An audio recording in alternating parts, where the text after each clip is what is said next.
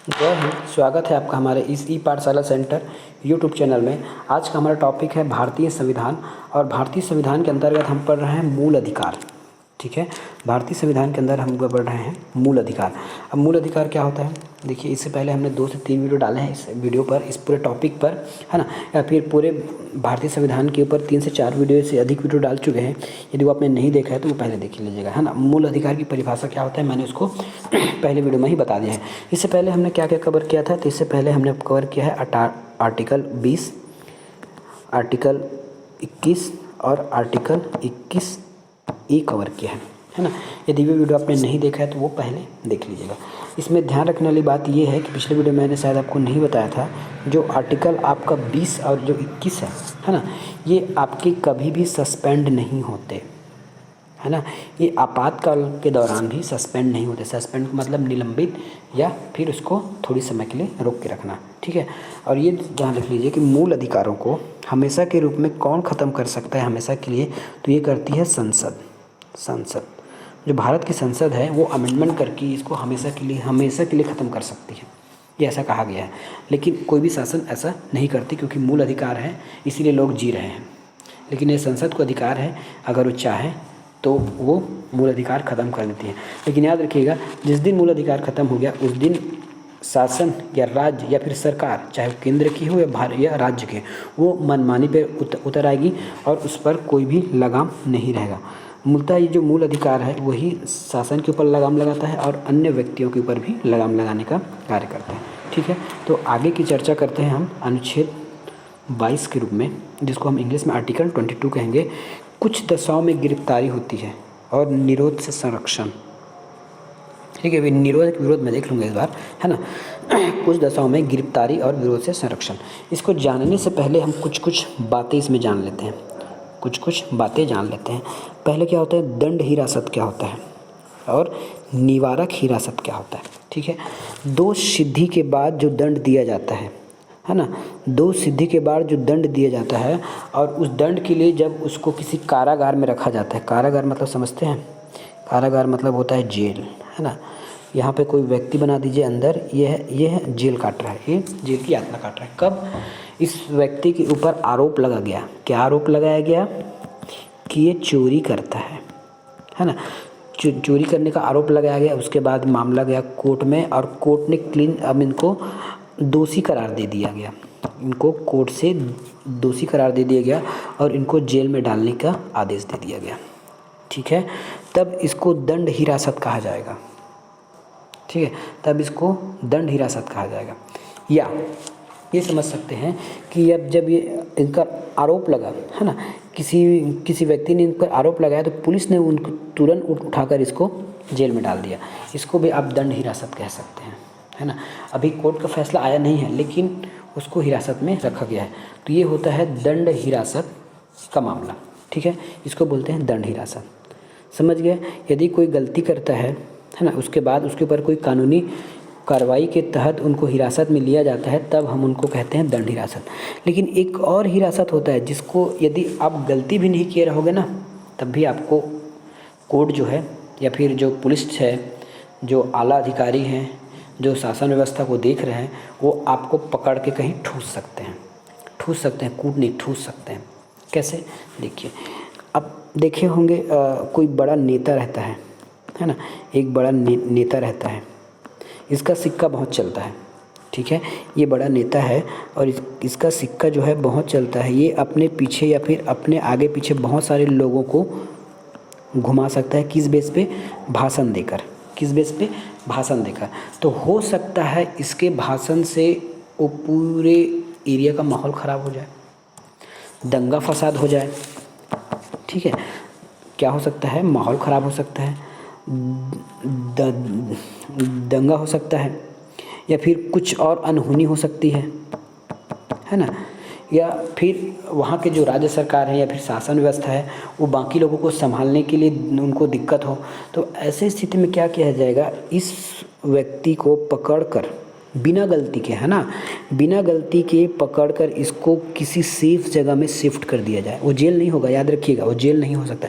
वैसे जेल भी हो सकता है लेकिन जनरली इसको जेल में नहीं रखा जा सकता, रखा जाता है। ठीक है, तो इस व्यक्ति को भाषण देने से पहले, इस मंच में आने से पहले इसको पुलिस उठा के कहीं ले जाएगी। क्यों? क्योंकि अगर ये जाएगा तो यहाँ 4 ठो करेगा बकवास और बाकी हो जाएगा दंगा फसाद। इसीलिए इसको बाहर रख दिया जाता है। इसी को कहते हैं नज़रबंद। ठीक है, इसी को और भाषा में हम कह सकते हैं नज़रबंद। अब क्यों किया गया? देखिए, पहले दंड का मतलब क्या था? कोई दोषी पाया गया, उसके बाद उसको जेल में भर दिया गया। अब ये इसलिए कि कोई माहौल ख़राब ना हो या फिर ये व्यक्ति कोई गलती ना करे। याद रखिएगा, इसमें गलती हो चुका था, है ना, हो चुका था और इसमें होने वाला था, इसमें होने वाला था। ये है आपकी फ्यूचर टेंस, भविष्य की बात है। हो सकता है इनके भाषण देने से माहौल ख़राब हो सकता था, इसलिए ये तो वैसे भी बात से तो ये लोग मानेंगे नहीं कि मत जाओ बोलने पर, इसलिए इसको पकड़ के किसी सेफ स्थान पे, किसी होटल है या बड़ा बड़ा कमरा है, आश्रम है, जहाँ भी इनको नज़रबंद करके रख दिया गया, ताकि इनका जो कांटेक्ट है वो किसी बाहरी व्यक्ति से ना हो और इनकी खाने पीने का मस्त ध्यान रखा जाए। इन शॉर्ट कहा जाए तो इनको नज़रबंद किया जाता था। ऐसा आप बहुत स्थिति देखे होंगे जब आप इंडियन हिस्ट्री पढ़ते हैं, है ना, तो बहुत सारे नेता को जैसे ही पता चलता था कि कल आंदोलन होने वाला है तो गांधी, नेहरू सबको अंग्रेज़ सरकार उठा के कहीं पे शिफ्ट कर देती थी, उसको नज़रबंद कर देती थी। वही हमें आज यहाँ पढ़ने वाले हैं। ठीक है, तो हिरासत का मतलब समझ गए, निवारक हिरासत का मतलब समझ गए। अब देखिए, इसको नज़रबंद कर दिया गया। ठीक है, चलिए अब आगे समझते हैं इसमें। अब ये भी आपके 3 प्रकार की होती है ना, ये भी आपके 3 प्रकार की होती है मूल अधिकार में। पहले हमने वो देख लिया, अब आगे देखिएगा, है ना। तो यदि कोई व्यक्ति आपको गिरफ्तार करने आता है ना, ये कोई पुलिस है आपको अगर आ गया अरेस्ट करने, तब आप उसको गिरफ्तारी से पहले आपको वारंट दिखाना होगा। उस पुलिस वालों को आपको वारंट दिखाना पड़ेगा। किसके लिए? हम पहले की बात करें ना, दंड वाले की बात करें फिलहाल। मैंने पहले वहाँ बताया था डेफिनेशन, अब इसको मैं बता रहा हूँ आपको क्या क्या हो सकता है। ठीक है, तो हमने हमारा मूल क्या था, हमारा हेडिंग क्या था मूल, तो कुछ दशाओं में गिरफ्तारी और निरोध से संरक्षण। आपको गिरफ्तार नहीं किया जाएगा या फिर आपको संरक्षित किया जाएगा, उसके लिए आपके पास 3 स्वतंत्रता है आपके पास। जैसे आप आम आदमी हो तो आपके पास स्वतंत्रता ये है कि यदि कोई पुलिस वाला आपको अरेस्ट करता है तो आप उनसे पहले वारंट मांग सकते हैं और वो दिखाएगा आपको अरेस्ट करने से पहले। ठीक है, मान लेते हैं वारंट दिखाकर वो अरेस्ट भी कर लिया, है ना। वारंट दिखाकर यदि वो आपको अरेस्ट कर लिया तो इस प्रकार किसी वाहन में आपको ले जाएगा। ठीक है, वारंट दिखा के आपको अरेस्ट कर लिया तो क्या करेगा, इस वाहन में ठूस के आपको ले जाएगा। अब क्या होगा, गिरफ्तारी के 24 घंटे तक उसको प्रस्तुत करना रहता है कोर्ट में या फिर किसी मजिस्ट्रेट के पास। ठीक है, तो जैसे ही आपको अरेस्ट किया उसके 24 घंटे के भीतर, 24 घंटे में किसी मजिस्ट्रेट के पास उनको खड़ा करना रहता है। आपको मतलब आपको नहीं, दोषी को, है ना, दोषी को या फिर इसको दोषी भी नहीं बोल सकते, जिसको पुलिस ने अरेस्ट किया है उस अभियुक्त बोलते हैं क्या उसको हिंदी में, अभियुक्त को। ठीक है, उनको 24 घंटे में किसी मजिस्ट्रेट के पास प्रस्तुत करना होगा। लेकिन इसमें आने जाने का आपका समय ऐड नहीं होगा। जैसे यदि कोई गाड़ी में जा रहा है, गाड़ी रास्ते में पंचर हो गया या फिर गाड़ी सिग्नल पे रुक गया या फिर पुलिस वाले खाना खाने के लिए रुक गए या फिर और कोई समस्या आ गई, है ना, या तो खुद के गाड़ी ले जा सकते हैं, बस ट्रेन जो भी मिले उसमें ले जाएंगे। तो जो आने जाने का जो समय होगा ना, है ना, जहाँ से आपको पकड़ के लेके जाया जा रहा है ना, वहाँ तक यदि मजिस्ट्रेट तक जाने में, आने जाने में जो समय लग रहा है गाड़ियों में, उसको ऐड नहीं किया जाता। हो सकता है आपका गाड़ी पंचर हो जाएगा, पेट्रोल ख़त्म हो जाएगा, आप इस ट्रेन आने वाले के रास्ते में आप रुक गए होंगे, आपको रास्ता नहीं मिल रहा होगा, जाम लग गया होगा। तो ऐसा जो स्थितियों में जो समय खाता है या फिर समय जो जाता है उससे काउंट नहीं किया जा सकता या फिर नहीं किया जाता। ठीक है, उसके बाद आपको कोर्ट में ले जाने के बाद आप मनपसंद की वकील रख सकते हैं। ठीक है, आप ध्यान में बार बार आप बोलता हूँ, कोई भी ऐसा वो मत समझिएगा, है ना। तो जिन्हें अरेस्ट किया गया है, जिन्हें पुलिस के द्वारा अरेस्ट किया गया है, उन्हें अपने मनपसंद का वकील रखने की स्वतंत्रता होती है। ठीक है, उसे अपने मनपसंद का वकील रखने की स्वतंत्रता होता है। ठीक है,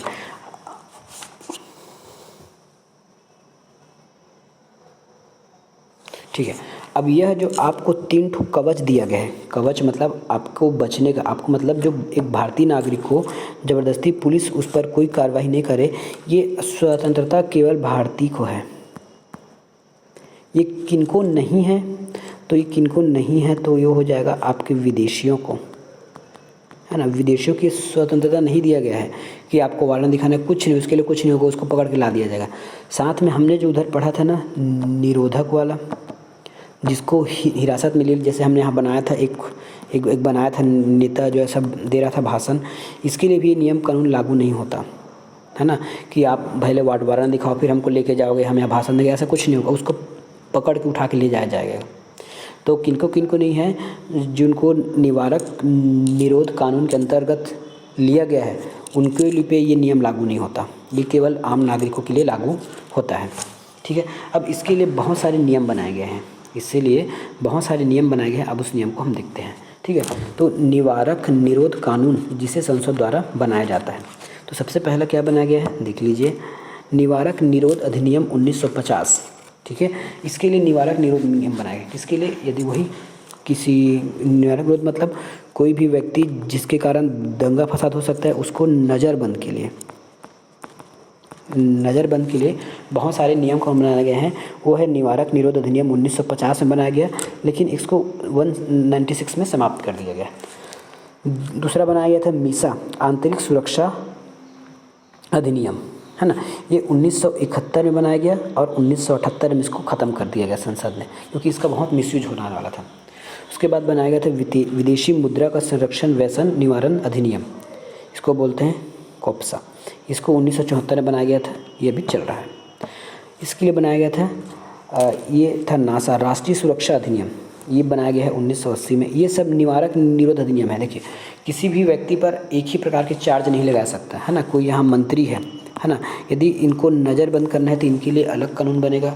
कोई वैसे मतलब कोई एक अपराधी है ना, अपराधी है लेकिन वो छूट कर आ गया है, लेकिन ऐसा लगता है कि अब चुनाव आने वाला है या फिर कोई कार्यक्रम होने वाला है, तो इनकी वजह से कुछ दिक्कतें आ सकती है।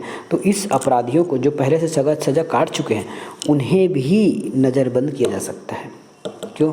क्योंकि हो सकता है वो कुछ ऐसा भाषण दे या फिर ऐसा कार्य करे जिससे दिक्कतें आ जाए, है ना। तो कुछ ऐसे पेशेवर अपराधी हैं जो भले ही सज़ा काट चुके हैं अपने पुराने कर्मों का, लेकिन वो अभी भी बाहर हैं। तो हो सकता है कि एक कानून को लगता है कि शायद ये ऐसा कर सकता है गलत काम, तो उन्हें भी पकड़ के लाया जा सकता है। इसलिए सबके लिए अलग अलग कानून बनाया गया है। ठीक है। ये होता है आतंकवादी के ऊपर नियम बनाया गया है टाडा, है ना, आतंकवादी और विध्वंसक क्रियाकलाप के लिए। उसके बाद बनाया गया आतंकवाद निवारक अधिनियम पोटा, और 2002 में बनाया गया, 2004 में इसको ख़त्म कर दिया गया।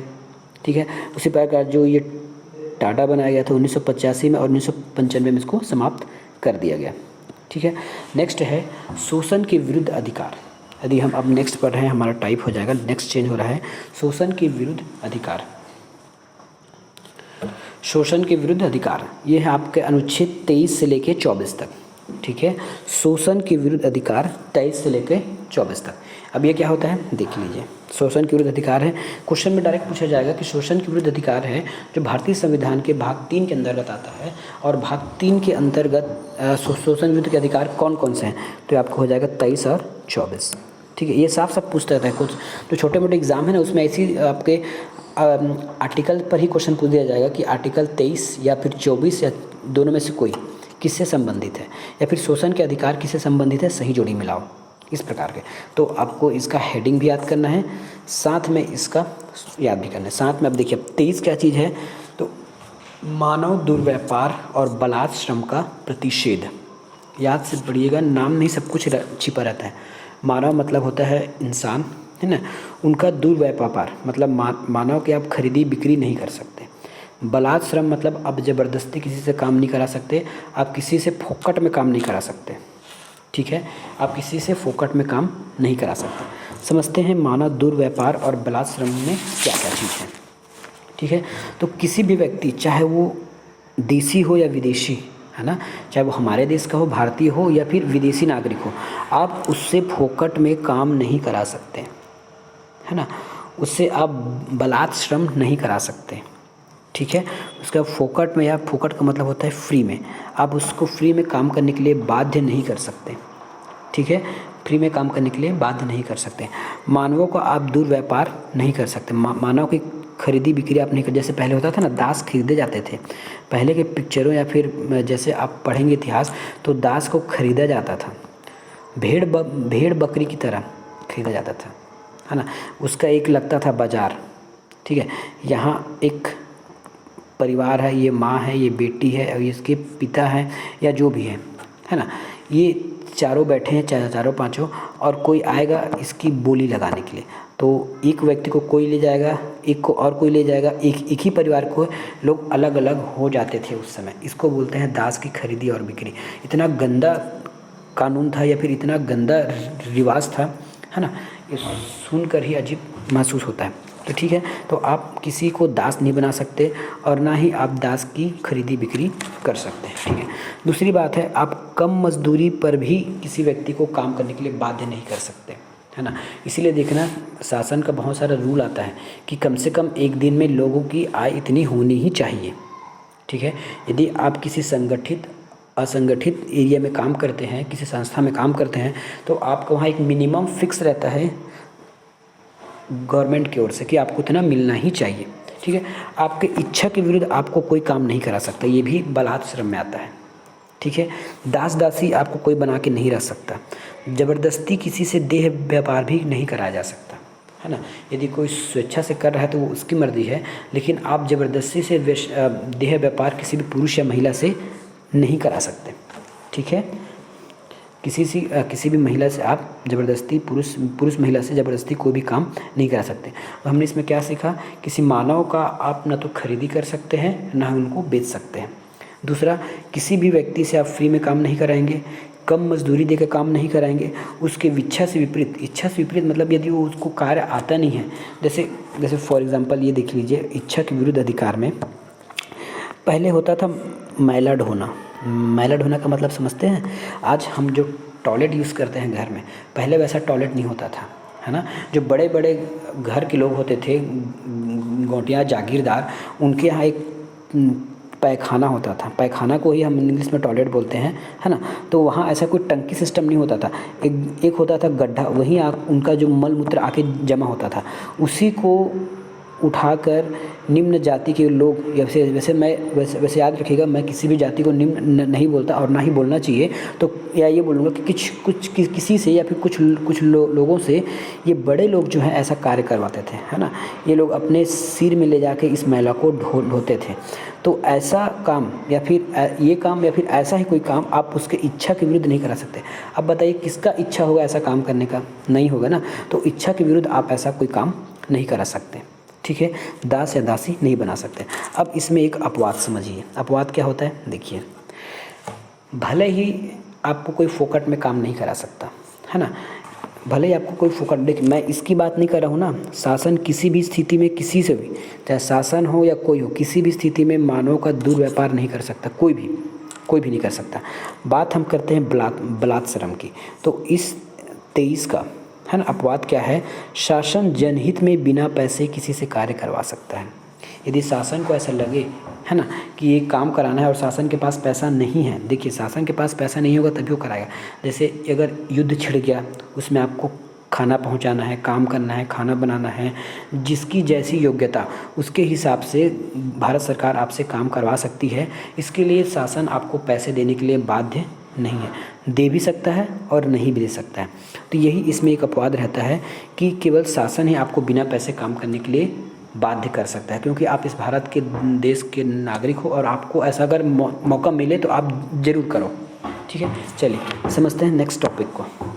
नेक्स्ट टॉपिक है हमारा आर्टिकल नंबर 24। आर्टिकल नंबर 24 क्या कहते हैं, कारखाना आदि में बच्चों का नियोजन से प्रतिबंध। ठीक है, कारखाना आदि में बच्चों के नियोजन से कारखाना मतलब जो पहले कारखाने बहुत वो अजीब होते थे, अब पहले के अभी भी हैं, है ना। तो कारखाने में जो है अब 14 वर्ष से छोटे, है ना, 14 वर्ष से कम, सॉरी मैंने इसका साइन गलत लगा दिया, इसका साइन लगाना चाहिए था ऐसे, है ना। 14 वर्ष से कम के उम्र के बच्चों को आप मतलब कोई भी कारखाने का मालिक, वर्कर ठेकेदार जो भी है या शासन जो भी है वो कभी भी 14 वर्ष के बच्चों को खतरनाक कामों में झोंक नहीं सकता। ठीक है, उसको वहाँ काम करने के लिए नहीं रखा जा सकता, खतरनाक काम उनसे नहीं कराया जाएगा, खतरनाक कार्य जो है उनसे नहीं कराया जा सकता। उसके बाद 2006 में कुछ अमेंडमेंट आया। 2006 में क्या कहा गया कि आप 14 वर्ष से छोटे बच्चों को, है ना, होटल है ना, उसको बोलते हैं रेस्तरां, दुकान, है ना, होटल दुकान रिज़ॉर्ट, चाय की दुकान, है ना, चाय दुकान आदि में काम पे नहीं लगाया जा सकता, है ना।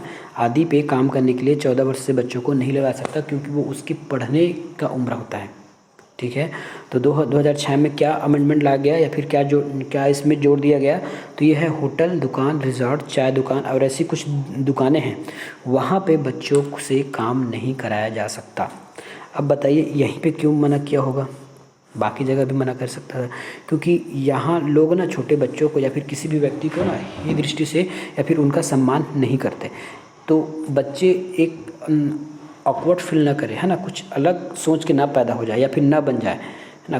अभी कहीं भी देखा होगा आप, होटल दुकान में जाते होंगे तो छोटे छोटे बच्चे काम करते हैं या फिर बड़े भी काम करते होंगे, तो जो खाना खाने आता है वो बहुत कम ऐसे लोग हैं जो उनको रिस्पेक्ट देते होंगे, तो इस वजह से इनको यहाँ काम करने से मना किया गया है। अगर ऐसा कर दिया गया तो इनके मालिक के ऊपर केस दर्ज हो जाता है। ठीक है, मालिक के ऊपर केस दर्ज हो जाता है, उन पर कार्यवाहियाँ कर दी जाती हैं। तो ये था हमारा 21। अब हम पढ़ते हैं नेक्स्ट, कितना मिनट हो गया, 21 मिनट हो गया। चलिए और कुछ पढ़ लेते हैं, उसके बाद नेक्स्ट देखेंगे। अगला है हमारा धार्मिक स्वतंत्रता का अधिकार। धार्मिक स्वतंत्रता अधिकार अनुच्छेद 25 से लेकर 28 तक है, याद रखिएगा।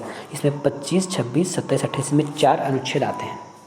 ठीक है, इसमें 4 अनुच्छेद आते हैं। अब 4 अनुच्छेद क्या है देखते जाइएगा। ठीक है, सबसे पहला है अंतःकरण की और धर्म को अबाध रूप से मानने, आचरण और प्रचार करने की स्वतंत्रता।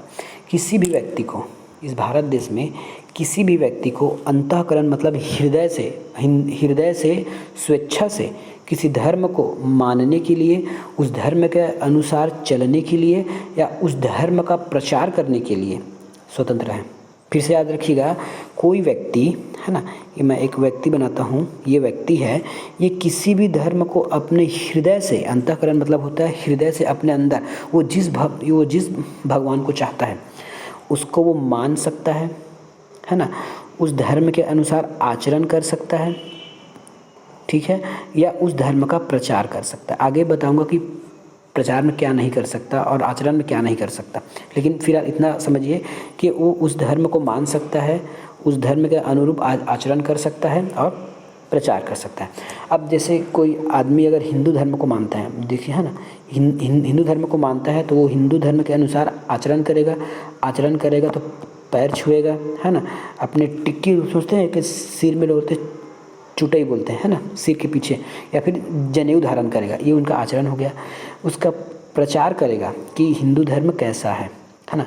याद रखिएगा, इसमें किसी दूसरे धर्म को अपमान नहीं होना चाहिए। आपके प्रचार के दौरान किसी दूसरे धर्म का अपमान नहीं होना चाहिए या धर्मांतरण की कोशिश नहीं होनी चाहिए प्रचार में, और ऐसा आचरण करो कि किसी अन्य के मूल अधिकार का हनन ना हो। यदि कोई अन्य धर्म किसमें बोल सकते हैं हम, अन्य धर्म क्या हो सकता है, चलिए हम इस्लाम धर्म की बात करते हैं। इस्लाम धर्म के हिसाब से मान सकता है, उस तरह से कोई महिला जो है बुर्का पहन सकती है, वो रोज़ा नमाज जो करना है वो कर सकती है, उनका आचरण है, और अपने धर्म के बारे में प्रचार कर सकती है, लेकिन धर्मांतरण का कोशिश कोई भी नहीं करेगा। ठीक है, इतना समझ में आया। अब इसको डिटेल से समझिए। अंतःकरण स्वतंत्रता का मतलब, आप जिस भगवान को मानते हैं, जिस भगवान को जिस रूप में मानते हैं, यदि आप विष्णु भगवान को मानते हैं, उसको राम के रूप में मानते हैं तो उसको राम को फॉलो कीजिए। कृष्ण के रूप में मानते हैं तो कृष्ण की जो बातें हैं उनको फॉलो कीजिए। अगर आप परशुराम, शंकर भगवान जिस रूप में जैसा मानते हैं उनको मानने की आपको स्वतंत्रता है, आप वैसा कर सकते हैं। आचरण का अधिकार है, आप उस तरह का आचरण जो उस धर्म में लिखा गया है ना। ऐसा नहीं है कि अब भगवान शिव अगर गांजा पी रहे थे, है ना, वो पीते हैं मदिरा भांग वगैरह, तो ऐसा आप आचरण करें, ये ऐसा नहीं है। अगर ऐसे कहीं अगर सार्वजनिक जगह में पाए गए तो पुलिस के द्वारा कूट दिए जाओगे, ठीक है, ऐसा नहीं करना है, ठीक है। तो ये हो गया आचरण, उस धर्म के अनुसार आपको आचरण करना है, ठीक है, ये हो गया। नेक्स्ट समझते हैं प्रचार क्या करना है। वही बताया कि आप अपने धर्म को बढ़ावा देने के लिए, धर्म को बढ़ावा देने के लिए जो आजकल के साधु महात्मा लोग करते हैं, जगह जगह टीवी पे उसका आस्था भजन है, प्रचार होता है, ये होता है, वैसा आप कर सकते हो। लेकिन आप अपने धर्म के आड़ में किसी को धर्मांतरण करने की कोशिश नहीं करोगे कि हमारे धर्म में आ जाओ, ऐसा आप नहीं करोगे, ठीक है, ऐसा आपको नहीं करना है। ये होता है धार्मिक स्वतंत्रता, अंतःकरण की मानना। अब हिंदू धर्म में कुछ संविधान में कुछ बात लिखा गया, तो हिंदू धर्म में क्या आता है, तो हिंदू धर्म में आपका आता है सिख, जैन, बौद्ध, सिख, जैन, धर्म आपके हिंदू में शामिल है। हिंदू तो है ही, देखिए हिंदू कोई धर्म नहीं है, हमारा धर्म है सनातन, सनातन हमारा धर्म है हिंदू का। हिंदू कोई धर्म नहीं है, बस नाम दे दिया गया है हिंदुस्तान की वजह से, तो हिंदू कोई धर्म का नाम नहीं है, हमारा धर्म है सनातन धर्म है, ठीक है।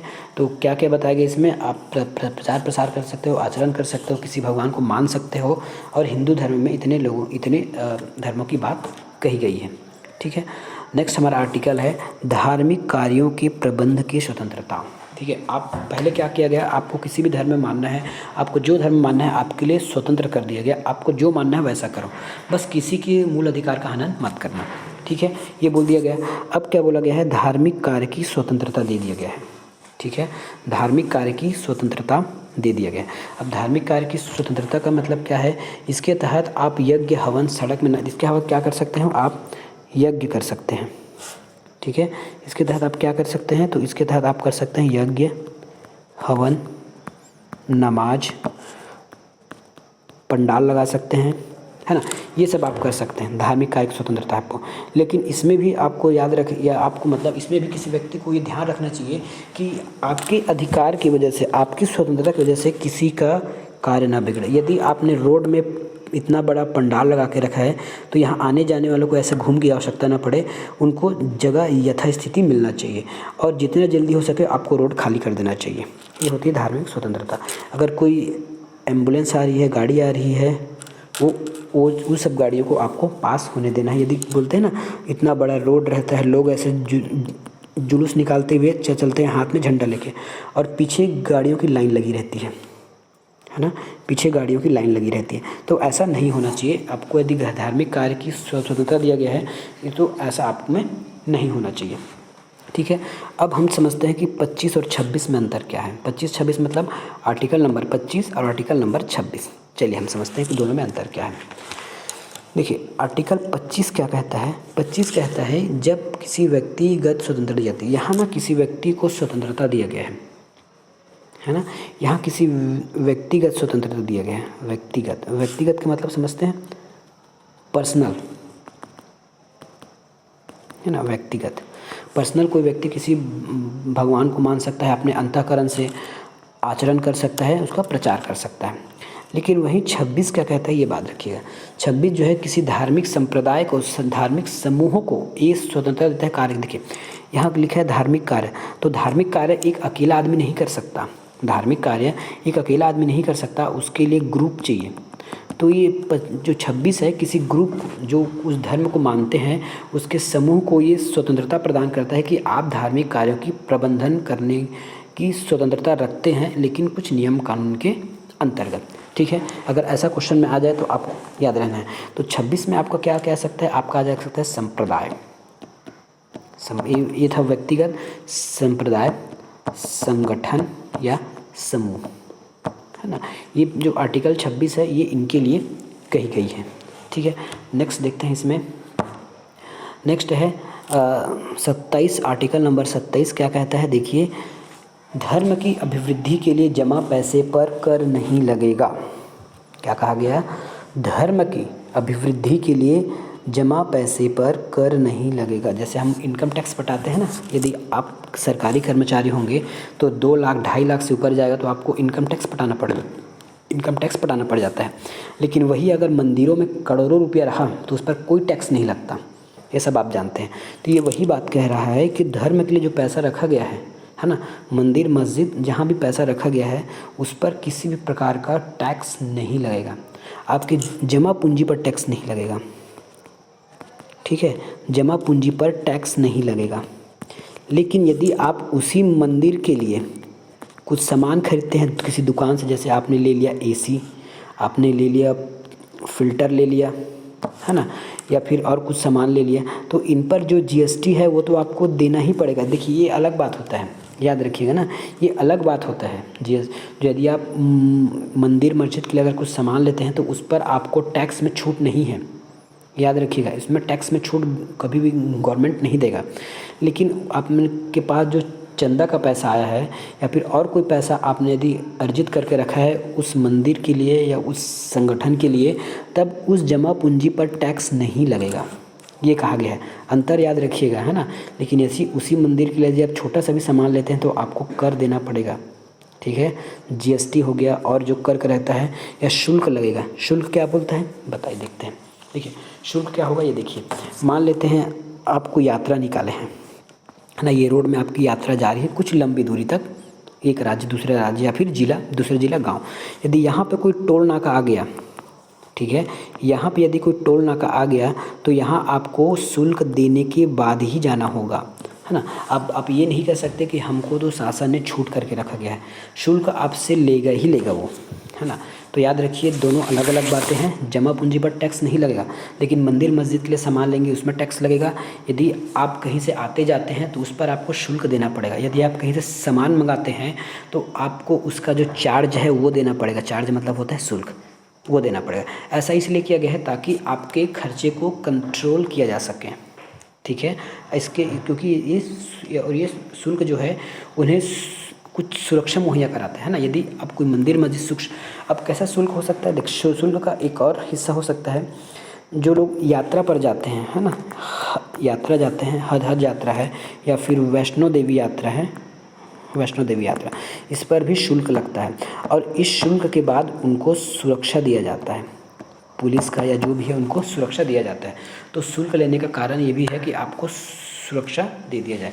केवल जमा पूंजी पर टैक्स नहीं लगेगा, याद रखिएगा, ठीक है। अब देखते हैं अगला क्या चीज़ है। तो अगला है आर्टिकल नंबर 28, सरकारी संस्थान में धार्मिक शिक्षा नहीं दिया जाएगा। याद रखिएगा, वैसे स्कूल, वैसे संस्थान जिसको ना फंड देती है कौन, शासन, यदि शासन उसको फंड प्रोवाइड कर रही है तब उस जगह पर आपको किसी भी धर्म की शिक्षा नहीं दिया जाएगा। ना हिंदू, मुस्लिम, सिख, ईसाई, कुछ भी धर्म की शिक्षा नहीं दी जाएगी, याद रखिएगा। इसको हम बोलते हैं राज्य पोषित शिक्षा, ठीक है। तो ये छोटा सा बात है, इतना याद करने की ज़रूरत नहीं है। बस इसमें अंतर ये समझिएगा, यदि किसी भी स्कूल में संस्कृत, उर्दू, अरबी की शिक्षा मतलब पढ़ाया जा रहा है, संस्कृत पढ़ाया जा रहा है, उर्दू पढ़ाया जा रहा है, अरबी पढ़ाया जा रहा है, तो ये जो संस्कृत, उर्दू, अरबी है ना, ये कोई धार्मिक नहीं है, ये हमारी भाषा है ना, ये भाषा है। इसको आप धर्म में गिनती मत कीजिएगा। इसलिए जो रहता है ना मदरसा, ये आपके 28 का उल्लंघन नहीं है। जो रहता है ना मदरसा, इसमें फ़ंड आता है शासन का और वहाँ उर्दू पढ़ाई जाती है, तो ये 28 का उल्लंघन नहीं माना जाएगा, क्योंकि उर्दू जो है धार्मिक नहीं है, उर्दू एक भाषा है, ठीक है। तो आशा करता हूँ आपको ये वीडियो पसंद आया होगा। मिलेंगे नेक्स्ट वीडियो में, धन्यवाद।